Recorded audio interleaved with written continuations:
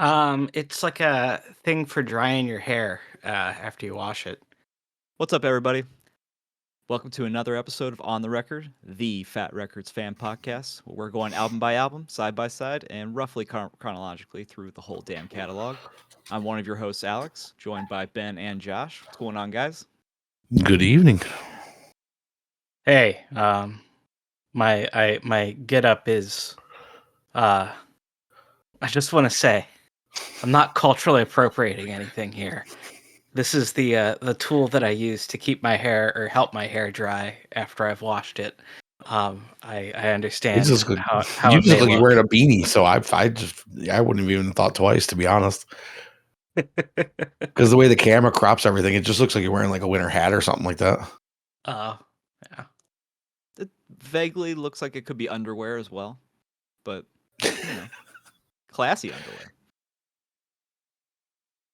Nothing but the best for Ben. Anyway, today we are going to be talking about Tilt, the album Collect 'Em All, and a little bit later we'll be talking about two more records also from Berkeley. And I think it's going to be a really fun discussion. So let's just jump right into it. I'll go through the liner notes. Tilt's Collect 'Em All was released on March 24th, 1998. The band lineup was Cinderblock on vocals, Jimmy Cheetah on bass, Jeffrey Bischoff on guitar, Vincent Camacho on drums. It was recorded, as always, at Motor Studios, engineered and mixed by Ryan Green, produced by Ryan Green and Tilt. The cover art is a sculpture created by guitarist Jeffrey Bischoff and photographed by Kate Powers, and graphic design was by Sergey, as usual.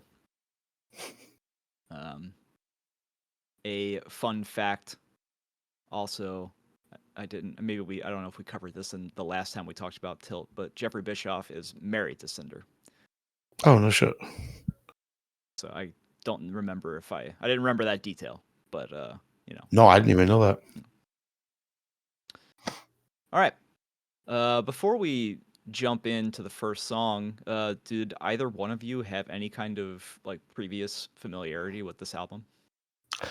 I probably listened to it because, like, when we talked about Till It Kills, I love that record, and I think I probably went back after I discovered that one and started checking out like this one in Play Cell. And I'll be honest, I don't remember either one of them really ever doing anything for me, but I really liked it this time around. Ben? Yeah, pretty sure like more than a few of these songs sounded familiar to me, so I'm pretty sure I at least checked it out once or twice. But didn't really have any sort of strong affinity towards it before now. Yeah, I guess that's right. I think for me as well, I definitely Till It Kills was the one that I definitely had the most familiarity with, and I definitely listened to this one a couple of times, but I didn't remember most of these songs other than like one. And I don't really know why I didn't get into it because this is a really good record. It's awesome. Yeah. I would say that it's maybe a little bit better than Till It Kills. And I think for me, it's because I like that it has like a harder edge to it. I don't know about you guys, but as I was listening to it, I kind of thought like this one has a very heavy Bad Religion influence to it. Mm-hmm. It's really That's in a lot of my notes. A Yeah. lot of my notes are very Bad Religion centric on this record. It's been a while since we've talked about a Fat Wreck album that was like really, like very obviously influenced by Bad Religion, but this one really fits the bill. What were you gonna say, Ben? No, I can definitely see that, especially like with certain like vocal cadences, and like trying to fit in a bunch of like $10 words into a lyric. She's pretty good. Yeah, I didn't hear jurisprudence not well, even once. I was hoping for one or two good jurisprudences along Greg's lines, but to no avail. She's still going for it though. She fits a lot in because I think there's like 15 songs, and only 3 of them break the 2-minute mark. Yeah. Um, This is and probably the first time this whole podcast that we've covered a 15 track record, and you're not going to hear me bitch about it being too long. no, Yeah. it goes by real quick. And the quality stays really high. It does. There's only maybe 1 or 2 songs on this record where like I get a little bored. Mm-hmm. Yeah. And the last thing I'm going to say before we get started, I think that once again, Cinder's lyrics are excellent. They're just so good. This And is just some one of of the strongest voices too. this is some of the best like writing that we've seen in a while. And I think that the style change sort of like, to me, going back to Till It Kills and then listening to this one, I would say Till It Kills feels like it's almost closer to something like Face to Face, and then this one's more Bad Religion. But it is definitely a lot more aggressive than Till It Kills. Yeah. And it's not for any, whatever reason. It has a reasoning behind it, because most of these songs are just her on the attack, man. She's pissed off. Yeah, Till It Kills had a lot of like not experimenting, but it definitely had a lot more songs where it felt like they were willing to do something kind of weird or silly a little bit, or like, the kind of like punk rock love song towards the end, stuff like that. Mm-hmm. Yeah. They were a little more willing to kind of be a little lighthearted. And yeah, this record is definitely almost a polar opposite to Till It Kills stylistically. Sure seems that way. I think this one's more polished and focused than I could see Till It that too, Kills. yeah. I think that's right. All right, let's get started here. We'll start with the leadoff track, Hero Marauder. And out the gate, I mean, it's Full Bad Religion. Right off the rip. It's Bad Religion, but the other note that I had here that I didn't really pick up on right away, but after listening to it a whole bunch of times, I came back to it and I was like, oh, you know what that actually reminds me of is AFI on Shut Your Mouth and Open Your Eyes. Oh, that's interesting. I'll have to listen to that with that in mind now. I think it's because there's parts where it's like there's obviously the speed of it, and then there's like almost like that stuttering punctuation during some of the lines in the chorus where the guitar stops and then stops. Yeah, and then she like raises her voice at certain points, like early on when she yells "hooked up on sugar." Like, it just reminds me of the way Davey Havok will deliver some of his lines and some of the songs. Yeah. On that record, so and so this is a great, I think, leadoff track. What did you guys think, Ben? That was pretty good. I thought that the lyrics are cool. They kind of seem to be, what I was getting is that it's about like the kind of black and white morality of action movies, particularly of that time. Mm-hmm. And kind of critiquing it, though it's funny because you kind of see the other side of like moving away from that with like all of the dummies that think that like Homelander is an anti-hero on The Boys, now that we're in a world where like, action movies have more shades of gray. Like, people just now seem to think that like awful, horrible psychopath villains are, kind of good guys. Is The Boys the new Fight Club in terms of like the thing dude bros worship that like probably shouldn't be worshiping? I hope. Remember when that was a thing? Like when Fight Club was like, every dude's like, "You're not your fucking khakis, bro," like while wearing khakis. I think Fight Club is still that, unfortunately. Yeah, Well, yeah. But I feel like in our current lexicon, Mhm. our current culture, I feel like that's what The Boys is now. Is like you said, people just worshiping completely the wrong character. I mean, I don't think there's that many people doing it. It's just troubling that there's any. Oh, yeah. If you watch that show, you should clearly know Any that. is too many. Yeah. Yeah. I was also reading this as a critique of the audience, not just the movies, but the audience.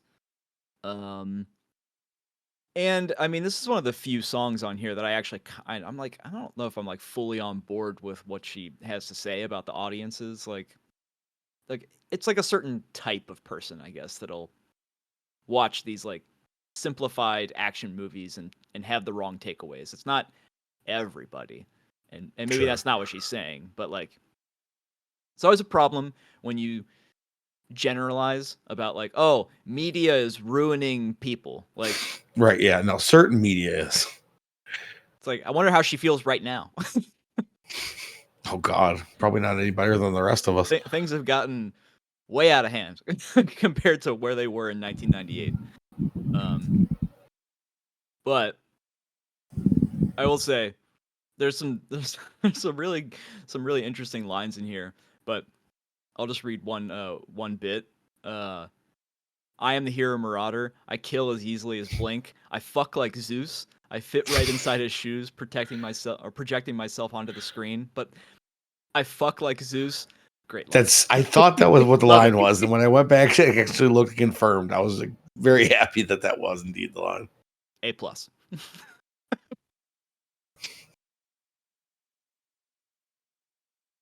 Any further thoughts on Hero Marauder? No, just a solid opener, like really kicking the doors in. Yeah, I really liked it. All right, let's move on to Palm Tree in West Oakland. Which this one is like painting a picture of like a type of urban area that reflects the class of people who live there. You know, churches and liquor stores that prey on people who are desperately seeking some kind of escape from their situation. Yeah. I thought I like the song. It's definitely like one of the fastest songs here. Yeah. She really goes hard on this one. It's pretty. Yeah, cool. the mile a minute vocals are pretty awesome on this. Yeah. The bass is usually pretty prominent on their songs, and this is one track where I wish it was a little more so. I feel like it gets buried a little bit because every song has like a really great bass line. So that was my only complaint is I do wish the mix was a little higher on that one. Great song otherwise, though. I think I'm 2 for 2. Yeah. What do you think, Ben? I think the song lyrics reminded me a lot of that movie from 2017, The Florida Project.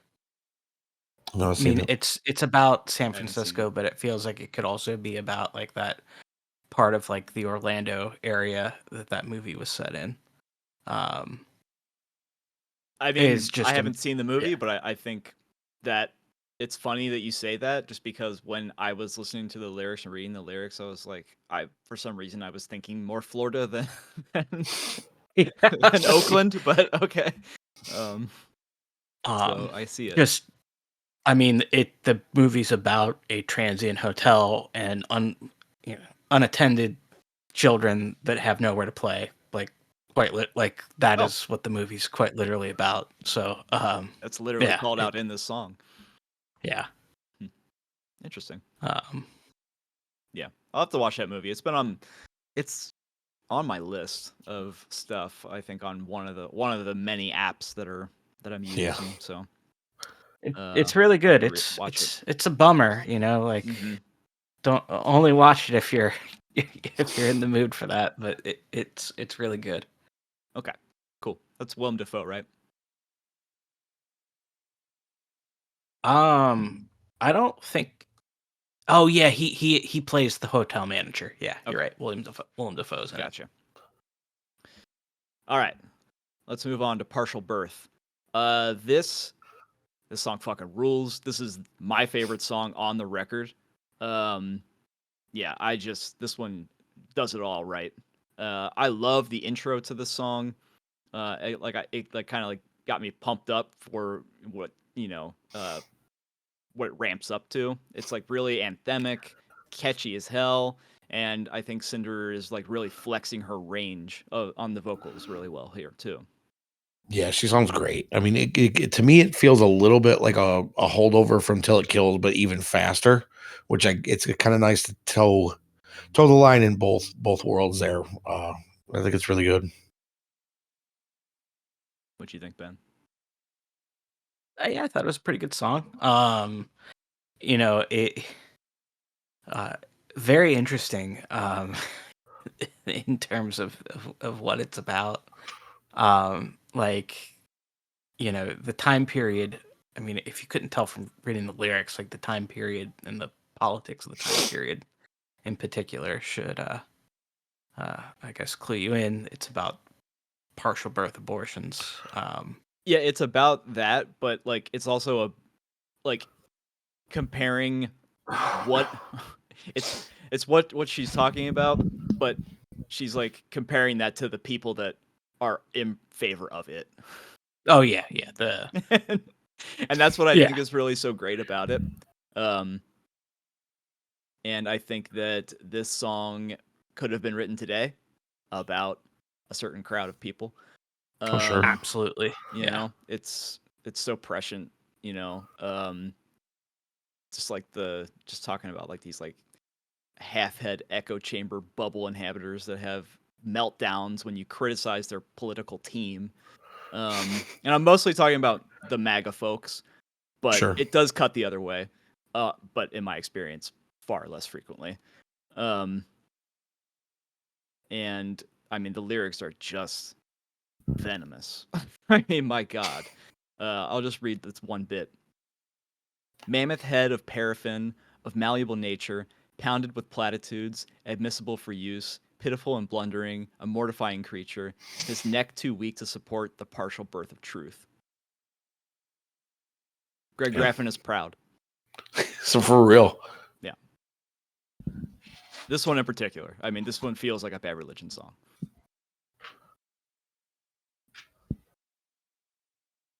All right.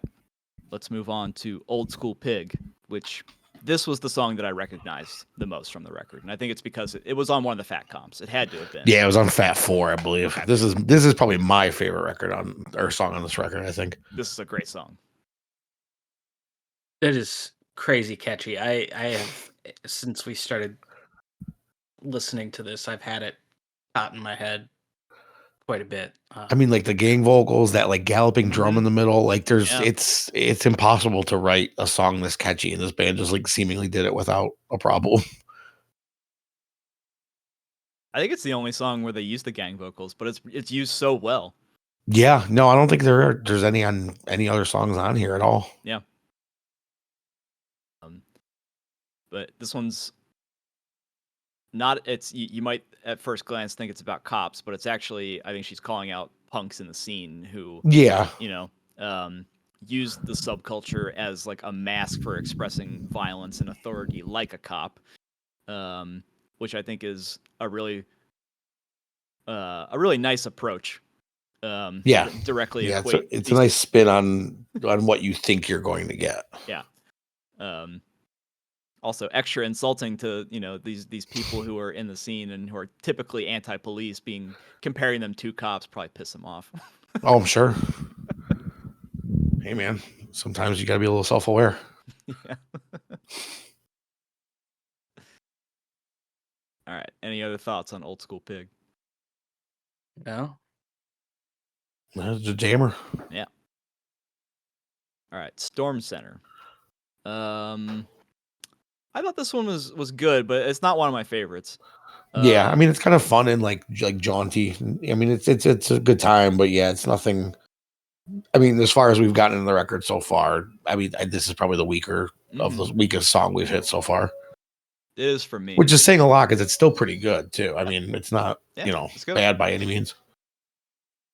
What did you guys think this one was about though? Because I want to say it's like about hippies, because there's just the part where she says, fascinating backdrop of romantic poverty, obsessed with herbs and healing cures. Like that just makes me think hippie, but I don't know. It kind of got a vibe of like new age, like sort of hippie-ish, but like people who buy like healing oils and stones and like goofy shit like that. Like that's was sort of the thing I got. Sort of like picking on that kind of like new age healing and that sort of thing. Mm-hmm. Well, and the person also is just pushing it on her too. Is right? Mm-hmm. Yeah. The thing in this song is, obsessed with healing me. Yeah. Any other thoughts, Ben? I did think that some of the guitars almost sounded like a little like shoegazy around the 1 minute mark, which I thought was kind of interesting. Yeah, it's a little bit different. I don't know how intentional it was, but the drum intro reminded me of Black Flag, Gimme, Gimme, Gimme. I know it's like a pretty common beat, but like it's like one beat short of the intro to that song, which I thought was kind of funny. Yeah. All right, let's talk about gunplay. I think this is another fun one. The the chorus when she's singing zero in, that kept getting stuck in my head. Like it would just like pop into my head throughout the day. It's I think it's a solid song. Yeah, it gets you where you need to go. Yeah, I like the drums that come in at the end. It's like a cool way I do to end too. it with That was using the kick drum, and that's pretty That's cool. exactly what I had written down too. It's a really cool outro. Yeah. Yeah, I thought this was a really good song. I liked it quite a bit. This song, like lyrically, the lyrics made me think of the Peep Show episode, "The Spin War," because it sounds like there's like two people, like either former friends or former lovers or something, like sniping at each other. Right. Is what it gives me. Kind of makes me think of. Yeah, in my notes, I was like, it feels like it could be about a bunch of things. Like it's maybe I feel like it's too straightforward for it to be what it is on the surface, you know. But yeah, it's two people like squaring off with like opponents that are evenly matched is what it sounds like to me. And I don't know. I mean, maybe it could be about the U.S. military blowing up people from above and justifying it, because the people that they killed were also like firing back at them. But it's hard to really say if that's even what she's going for here. Yeah, I guess that "You Are a Pigeon from This Altitude" could maybe go that way, but it could also just be like I'm so full of myself in this moment and I hate you so much from this moment that from where I'm looking at you, you're like nothing. Right. Yeah. It's unclear. Yeah. Okay, let's talk about Sterile Heaven. I like the song. The the guitar at the beginning, it sounds so much like the Bouncing Souls Say Anything, the intro to Say Anything. It's Yeah, like, it kind of does. You're right. if you listen to them back to back, it's like it's off by like a note. I realize the vocal melody in this is really good. This is one of my favorite songs as far as Cinderblock's vocals go. Yeah, I like her delivery a lot. The lyrics are interesting because it's like about people like sealing themselves away in bunkers and like like protecting themselves from the outside world, and which Oh, I had another thought on what this was about. okay, yeah, and maybe I'm wrong, but I was thinking that this was about like gentrification in San Francisco and people turning their homes in San Francisco into fortresses to keep the people that they're displacing out. Like, because one thing I've seen is like multiple stories, at least recently. Now, this is a record from, nearly 30 years ago, but, examples recently of, people moving into San Francisco and then like installing all sorts of security features to keep, people out. I guess. Yeah, New York has like anti-homeless benches now and shit like that. Yeah, that was gonna be my question, was whether like when did the very serious gentrification of San Francisco begin? And I guess it might have been around this time. I would think, if nothing else, the first wave Yeah. was in full swing. I mean, it's definitely something that seems to happen in waves. Like it's like a cyclical thing. There's like kind of the smaller, more benign waves of just like, like middle class kids that are on limited incomes moving in somewhere, but then like they kind of create, the conditions for like the next wave to move in, and so yeah, I think this song has like almost like a second life in terms of its interpretation too, because like now you just think about like it can literally be talking about like billionaires moving to New Zealand and having actual bunkers and stuff like that. So that's like an extra layer. So those lyrics still very relevant. All right. Let's move on to the last song on the first side. And it's Dear Wife. This song is so catchy. This was the one that I think I liked the least.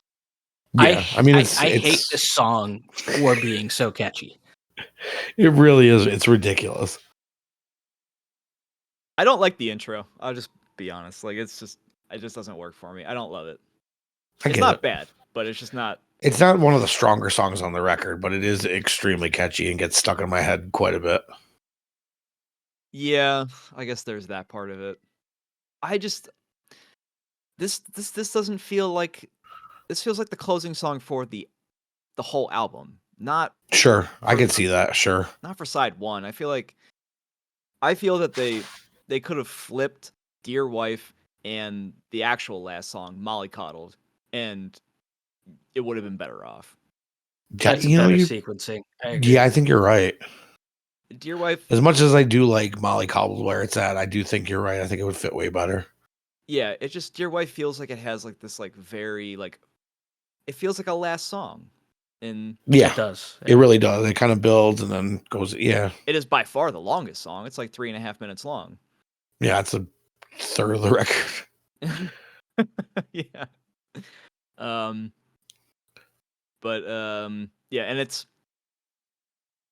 I also just like I'm fine with the lyrics on this one, but it's like an anti-war song that's written from the perspective of a soldier. At least that's how I read it. I don't know if you picked up on anything else. Yeah, I mean, I feel like the concept here is really cool though, because like it's taking like the style of song is very much my wife is my light that keeps me going on the battlefield. Yeah.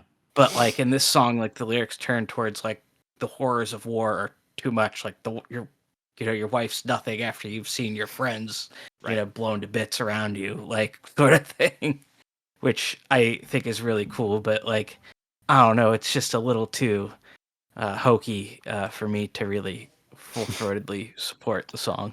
I think that's where I get hung up on it. Yeah. Solid idea, maybe not the best execution. Yeah. I would probably like it way more if it was at the end of the album too. Like I think that putting it here was Yeah. All right. So that's the last track on side one. Now, we're going to do a little Q&A. And, the name of the record is Collect 'Em All. So we thought we'd ask the question, do y'all collect anything? Ben, you collect anything? I feel like no, I don't really collect anything, especially in the sense of like trying to have a complete collection or caring about the quality of the collection. No, I mean, I like to buy like math books just to have them sometimes, but like I said on a previous episode, stuff is just more stuff you got to move at some point. So, Josh? Comic books. I mean, we talked about it last time, but comic books are my big thing. Was super into them as a kid, got out of them for probably like 10, 15 years and dove back in around like 2012. So that's pretty much my main hobby. Do you have any like prized possessions? Nothing too crazy. Just stuff I like pretty much. I mean, I don't really go for like high dollar books or anything like that.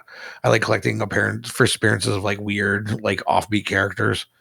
I just picked up the first appearance of a character that is the venomized version of Spider-Ham for those of you who've seen Into the Spider-Verse.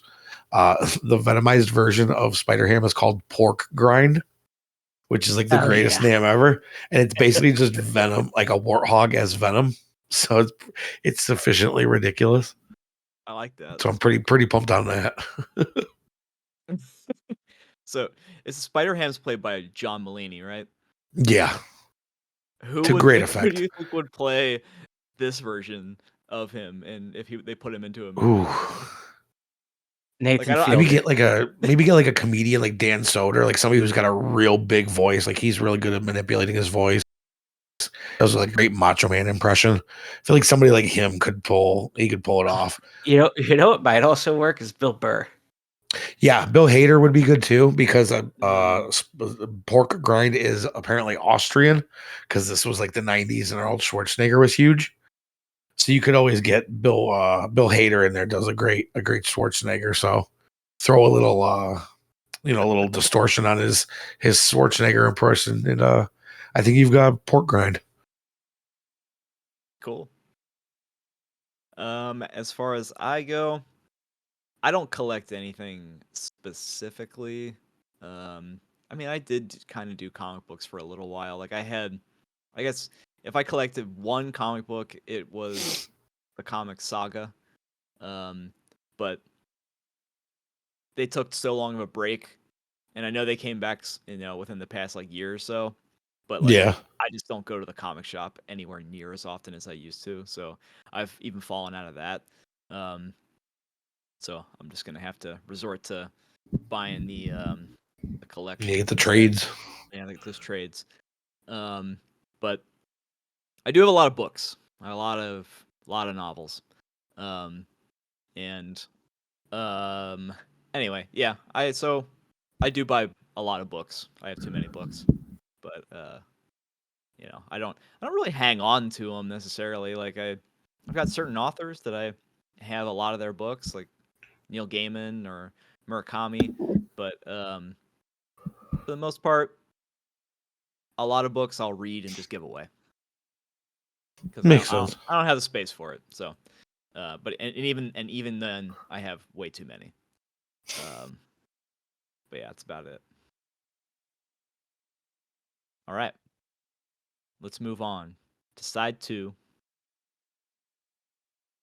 First track is "Goddess of the Moon." I can understand why they chose this one as the first track on this side because it has a different kind of intro than a lot of the other songs. Yeah, it lulls you into a false sense of security because I thought we were getting like a cool down song, and then 30, 45 seconds in, psych, right. dude, it really kicks in. The beginning of this feels more like something they would have done on Till It Kills. Yes, absolutely, it does. I thought the beginning kind of sucked. I thought the rest of the song was good, but I thought that beginning kind of honked. It honked. Wow. Oh yeah, honk versus slap. It's I don't hate it. Like I think it's fine. But I think I can kind of understand why they did something different. They did like sort of like a little prelude to the rest of the song because it's like the first song on this side. But these days you listen to it, you're just listening straight through. And Sure. you're just kind of like, whoa, it's like a weird back-to-back tracks of Dear Wife and then Goddess of the Moon. You're kind of just like, oh, this feels a little off. But when you see that that's where it's divided on the record, it makes a lot more sense. It makes more sense in that context. And then the lyrics, it's like she's anthropomorphizing the moon as a woman. And I don't know if there's like a deeper meaning hidden in there. Oh, Like an analogy like an analogy about like men seeing women as like something to conquer and plant their flag or something. Oh no. I'm assuming that the moon here, if anything, is meant to probably be about menstrual cycles. If I've learned anything from Bloodborne, it's that the moon always means menstrual cycles. Okay, but like, there's a line she says, "The man is a myth," but I thought that was like, like a reference to the whole like man in the moon thing. Like you can see the face on the Yeah, moon. yeah. I don't know. I just I wasn't getting menstrual cycle from the song. Those are such drastically different impressions. I really Like, love it. Every lunar cycle, she begins anew, right? Aunt Flo, starting over again. okay. So maybe Like, that's part of it, like but I think to be serious here that like it is definitely linking the moon with womanhood. yeah, I think more seriously than just it's about yeah. menstrual Sure. cycles. Um, it's interesting. Like you could almost think with that first verse, is she trying to like take a perspective of I don't know, like probably not somebody that's actually stepped foot on the moon, right? Is it envisioning? Has there been a woman on the moon? I don't think there has. I don't think so. It's a boys' Been club. a I was bunch of them thinking in maybe space. perspective of the first woman on the moon. Uh, Hmm. Maybe it's yeah. I mean, it's totally possible that that is literally just what it is, but um yeah, I don't have anything else to add to that. So we'll move on. We'll talk about the title track, Collect 'Em All. I thought this one it's just like a solid fast track. Like there's really no frills to it. There's like no twist or anything. It's just kind of like get in, get out, Bad Yeah. Religion style punk song. You nailed my notes. I wrote another Bad Religion influence banger, and actually, down to the verbiage, I wrote Tilt might be the best no frills punk band on Fat. As far as like just straightforward, like just punk rock records, like with no deviation they're from that formula, they just nail it. they're in that conversation. I would think maybe. Yeah, Yeah. Um, they also like the lyrics on this record are very like crazy relevant Yeah, for this is another modern one. times. Yeah. Like he's This has just to have been predicting. one of the first songs written about like online basement dwelling incels, right? Like I don't Yeah, like I feel we haven't seen anything else like this. uh, wh-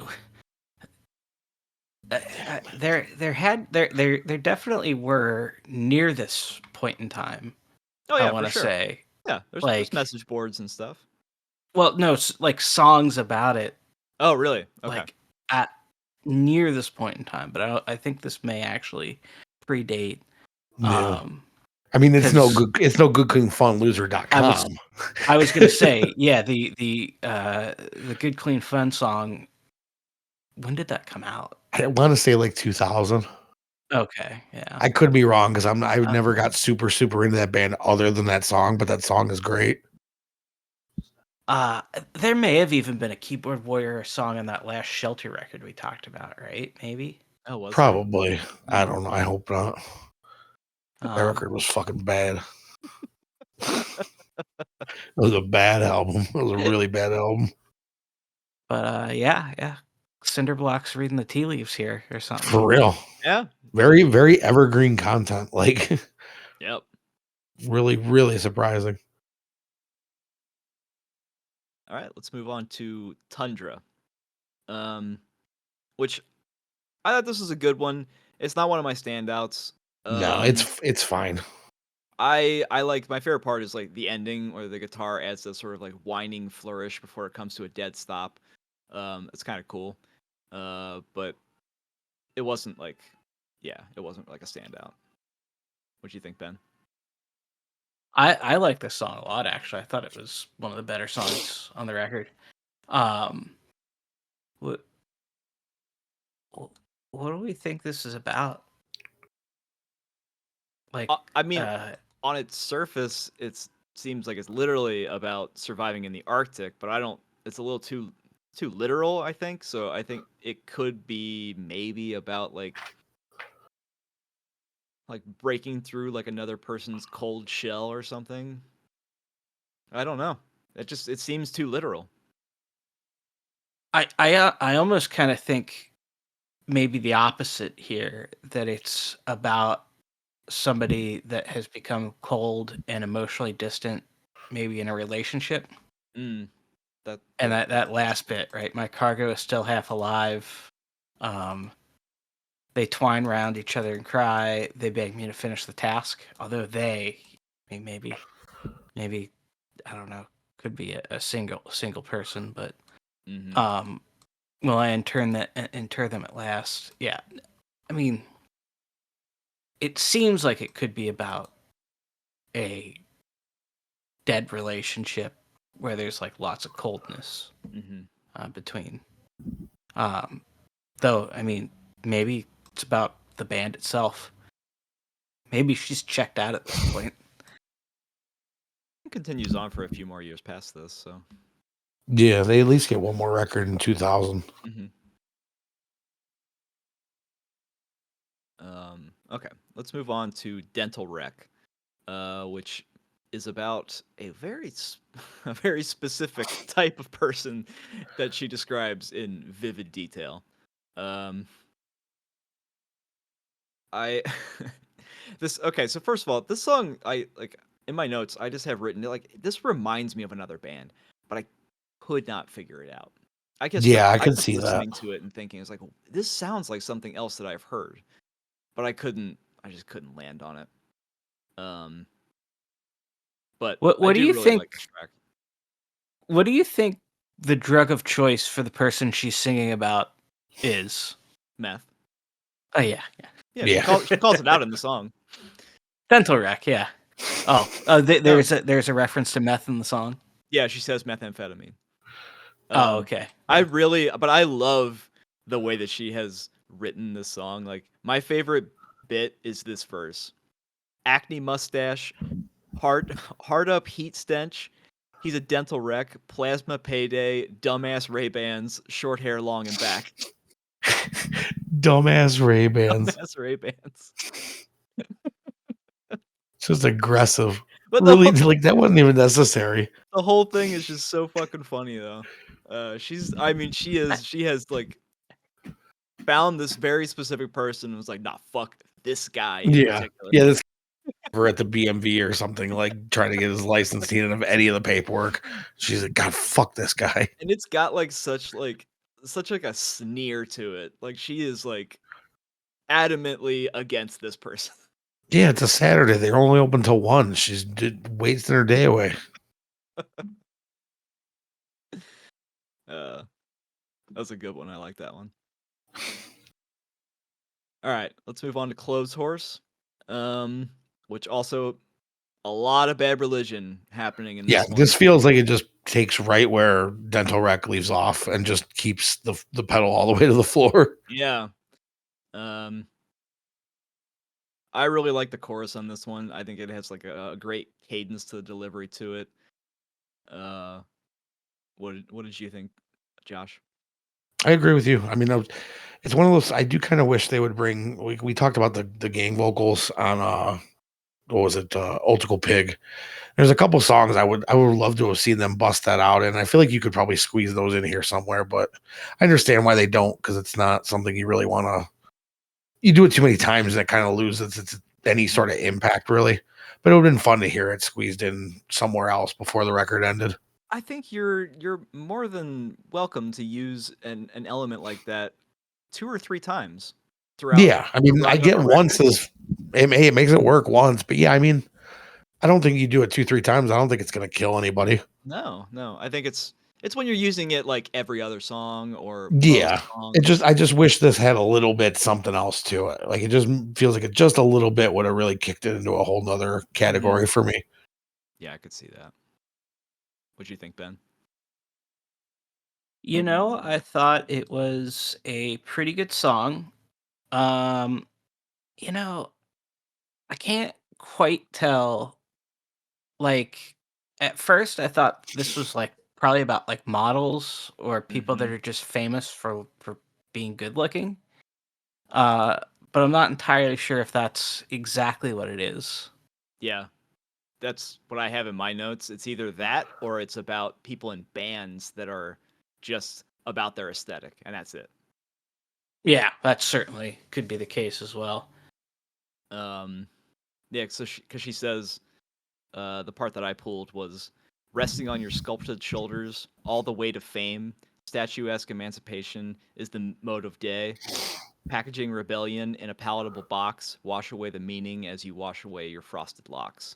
So it's the Yeah. packaging rebellion in a palatable box that makes me think band instead of model. Yeah. That's a great line too. If God damn, if this band is good. if it wasn't about sculpted shoulders, I would wonder if it was about Green Day, because I don't feel like those guys are people that you normally think of as having sculpted shoulders. No, God, no. No, but the frosted locks definitely Yeah. they- That's Yeah. and they're definitely very famous at this point. yeah. Also Berkeley. Um yeah. Maybe it's Davey Havoc. FI's not popular at this point. No, not yet. A couple more years. Yeah. Um all right, let's move on to Minister of Culture, which I think is like the most like nauseating song because of the lyrics. Yeah, it's pretty scathing. Um this one to me, like the second I heard it, I thought Bad Religion like to a T. Yeah. To the point where I was like, okay, this really like I have to figure out which song this sounds like. And I don't know if I landed on the song, but it does remind me of Change of Ideas on No Control. I could absolutely see anything on that specifically is the record that this album makes me think of is like No Control and like maybe like Generator. Not Generator, Recipe for Hate. Mm, yeah. Yeah, it feels like just that era of Bad Religion. Yeah. Um Yeah, it's a pretty tough read to look at the lyrics of that song. yeah, it is. It's a good song though. Yeah, Um absolutely. it's all about like the treatment of women across the world. Um and it's like I guess it's sort of like putting a certain class of men on trial. I don't know if it's like politicians or specifically or just like people in corporations that are looking to leverage foreign culture and its Well, aesthetics to sell stuff. s- so I think that what they're getting at here are people who try to justify uh, female genital mutilation as being part of their culture. Mm-hmm. That was Yeah. like a specific defense of that in particular was that it's their culture. You know, you can't tell them not to do that because it's part of their culture. Because like that in particular is what's described here in like very graphic detail is Yeah. female genital mutilation. In addition to other terrible things like Yeah. man, again, just perennial topics, perennial lyrics here. A dress code violation is an outrage in Iran, and he didn't get the acid in the face. I think probably. Was there any acid in the face? I mean, it's just still pretty fucking terrible as far as what's going on there. But yeah, I think it's kind of when misogyny tries to hide behind being part of the culture, Mm-hmm. Yeah. and also getting it kind of a general view of women as property of the Right. men that they're married to or their fathers, is also a bit of what they're getting into here. Yeah. And I one of the things I really liked about this was that she actually like goes into like the ways that it's part of the culture works in like the West as well. Like it's not just the non-Western world, the global South, where this sort of stuff happens here. A woman in a Western home is under house arrest. A drunkard is her jailer. He's entitled to molest, right? Like the idea that like a man can't, rape his wife, Yeah. like that sort of stuff that, is Yeah. part of some people's culture here in the U.S. Yeah. It's yeah, it's running through these very horrible, awful things that happen in all these different cultures, and they all hide behind the same reasoning. yes, No matter wherever you go, it exists in some permutation, some awful, awful permutation. Okay, let's move on to the final track, Mollycoddled. I think that this song, I really like this song, but and it does work as a closer, but again, it feels a little off for this being the last track on this record. Yeah, had you swapped the two songs like we mentioned earlier, I think you're right. The record would have benefited from it. I think the songs would have benefited from it too. Yeah. It's got a like an interesting intro because it's like the guitar strokes are building with the drums, and then it like switches gears and the bass comes in and it gets really bouncy. Yeah, it's got like almost a nursery rhyme cadence to it at times. Yeah, yeah. It's got those sort of like zippy sounding guitars in the chorus. Um, it's just, yeah, you're right. I think it's like a nursery rhyme esque sort of cadence. Because she kind of like dances around the words in a way that she doesn't on any of these other songs, and it's really cool. Yeah. Um, and I love that she does that because it perfectly fits what she's singing about. She is Sure. she is full on taunting some fucking suburban kid Yeah. that was like playing dress up, is like, "Oh, I'm gonna live the punk lifestyle. I'm gonna be a squatter or whatever." And then just like making fun of him. It's like, "Oh, once you've learned your lesson, you can run home to mommy." yeah, yeah. A perennial song topic as well. We've You all know, met this person, right? Like we've all seen this Sure. person. yeah, these people exist in very large quantities. Yeah. Did you like this one, Ben? Yeah, I thought it was all right.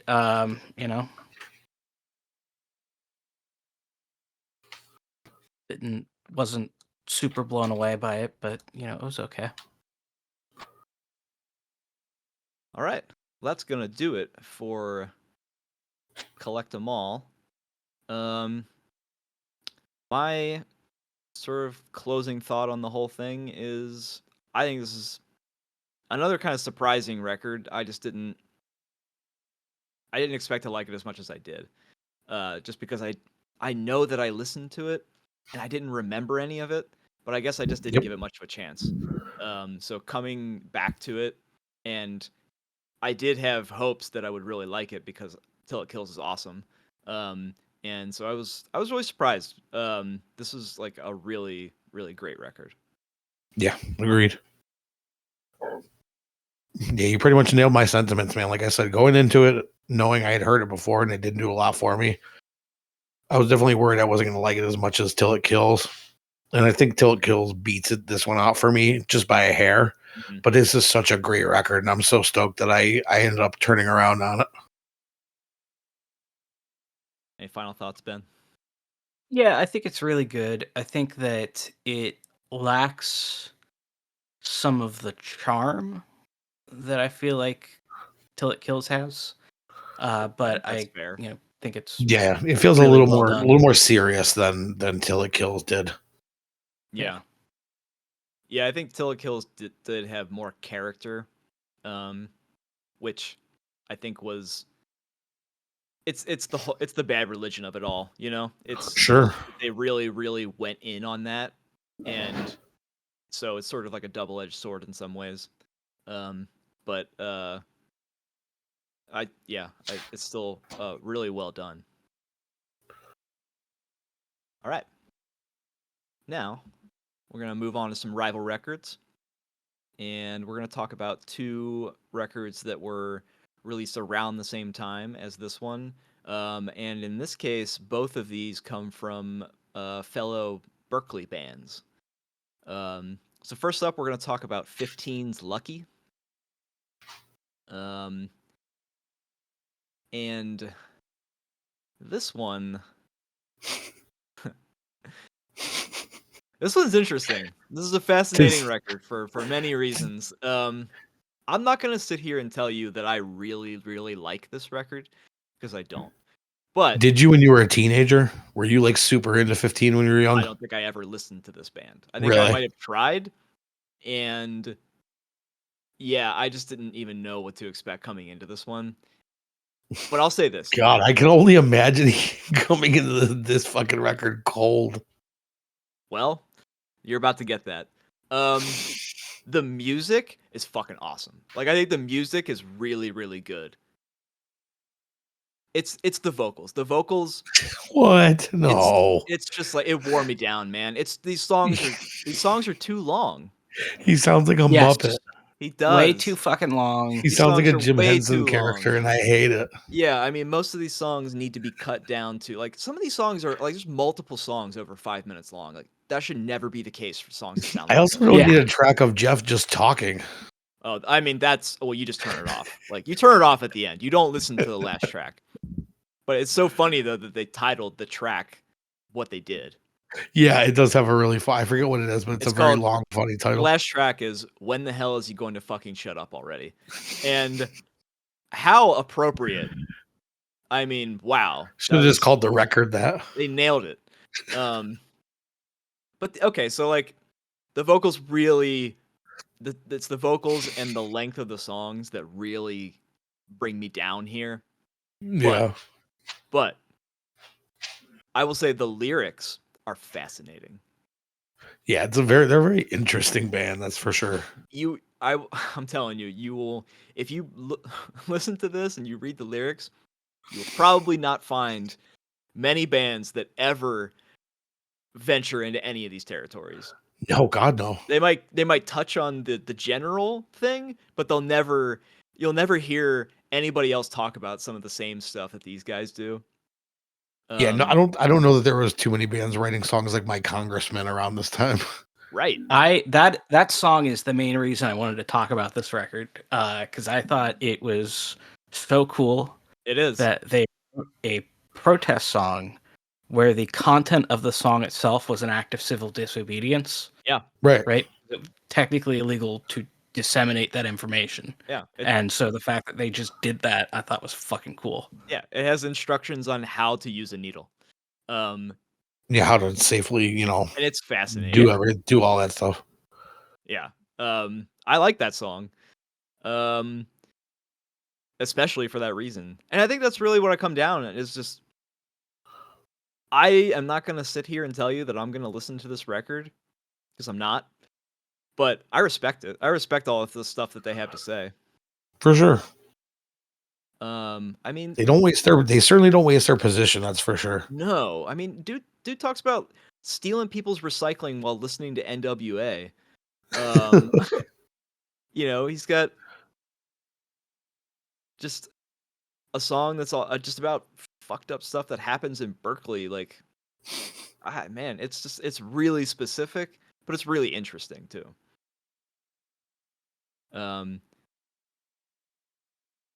Did it kind of remind you guys of the band Oscar at times? Yeah, I can definitely see Oscar having had a huge, huge fans of 15. I kept listening to this record going, what does this remind me of? And I was like, okay, yeah, Broadway's, yes. Maybe a little bit of like the later Game Face, a little bit. Sure. But yeah, Oscar's definitely it. It's Oscar, yeah. Oscar is like the emotionally conscious cousin of 15. Oscar writes better, whinier, emotional songs. Like these guys, I think their best songs are all the political songs. Sure. Yeah, absolutely. Yeah. No, Oscar, I really like the song. I can still listen. Again. I really like the song "Family Values." Yeah, me too. The one gripe I had is that the conclusion that is come to at the end is that family values means burn down the factory. But I think that it would make much more sense to like just burn your boss and then have a worker-owned factory instead of Yeah, burning you're the whole kind of like cutting your nose factory off to seems spite like a your face useful there. thing. Yeah. Um, Yeah, yeah. I agree. I'm a Man, I think was really cool song. Yeah. Got like a pretty cool message about like a positive masculinity. Yeah. Yeah. Yeah, I have the lyric I pulled from that one because I really liked was a man should abandon power over, a man should embrace the notion of power of, which is really I thought that's like a really That's a interesting great line. lyric. I like that a lot.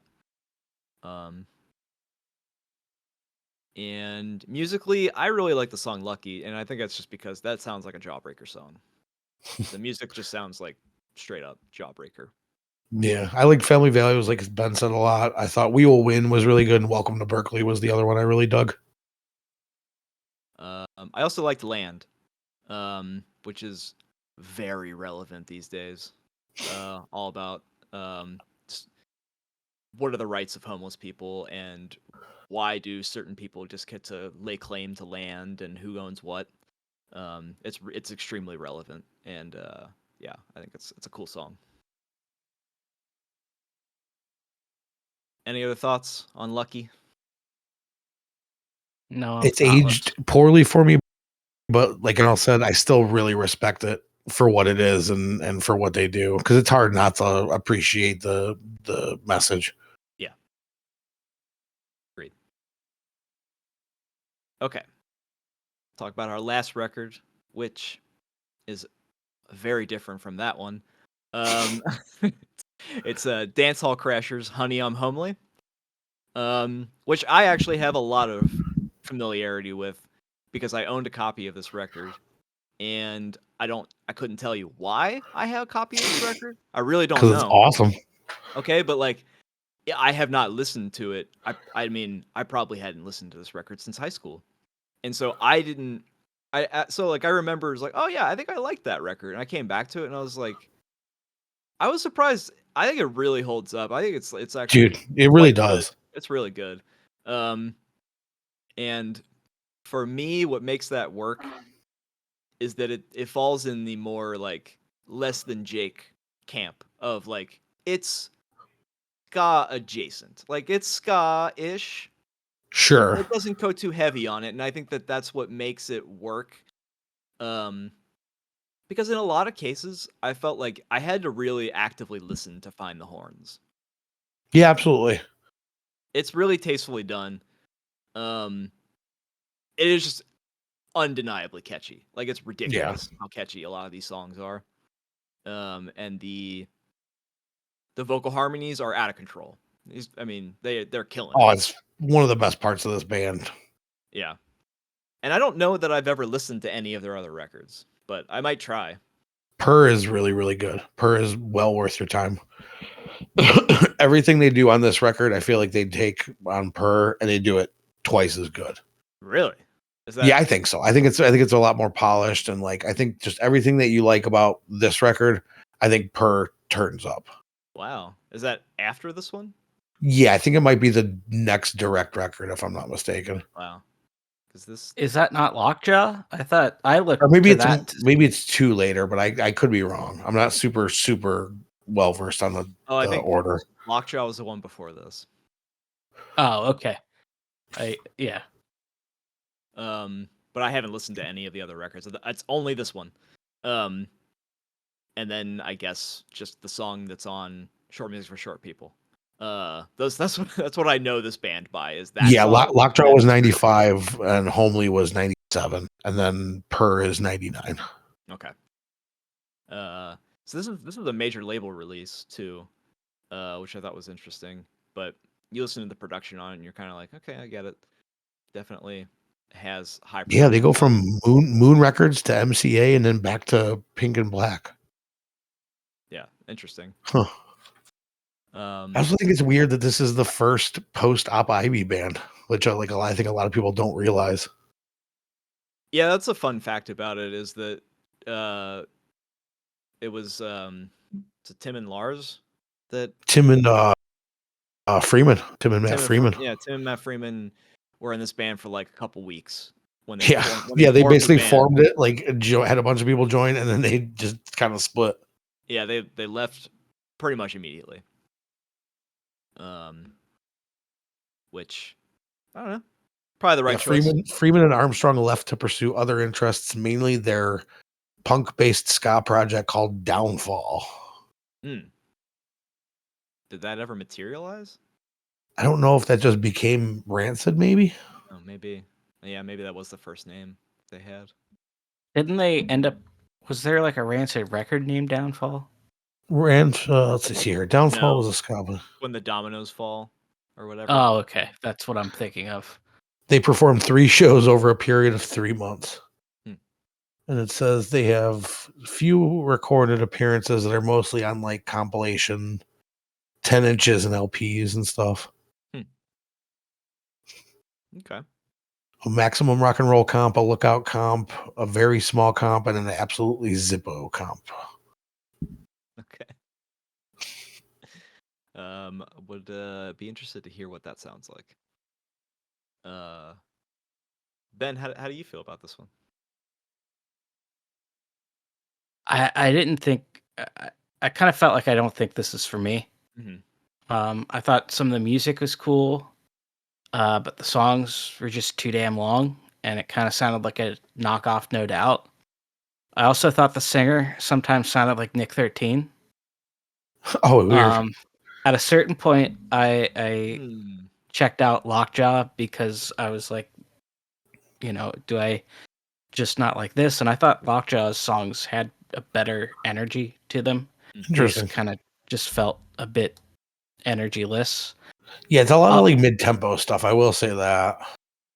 I got to be honest. At a certain point, I actually just started watching Dracula Flow, one of those Dracula Flow videos, while I was listening to this record, and I thought that was way better. Some choice quotes from the video. "We smoke in that IBM quantum computer. I come from a long line of Italian leather. These cops are interrogating me about an ounce of weed as if I didn't kill an Applebee's hostess 2 miles away." All right.